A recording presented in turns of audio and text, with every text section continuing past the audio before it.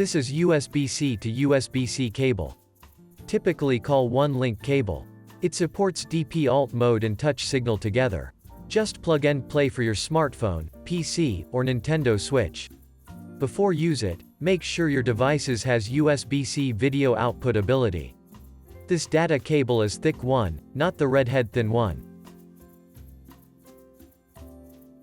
Plug this USB-C cable to the AirView2 left side USB-C video port, it's just above the HDMI port.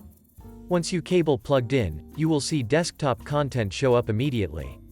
While you use, the AirView2 can be the power bank recharge your mobile devices, i.e. smartphone or Nintendo Switch.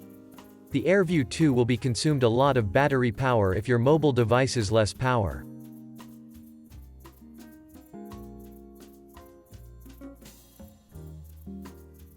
This is HDMI to HDMI cable. It's simply for video signal transfer. The AirView2 has a standard female HDMI port, which is very convenient for all kinds of HDMI video devices plug-in. As you can see here, just plug it into the HDMI port of the Nintendo Switch dock, then it works easily.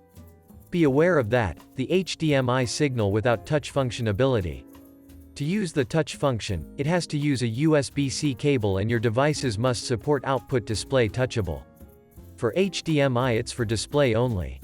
We suggest if your devices support USB-C video output, it's better to use USB-C connection.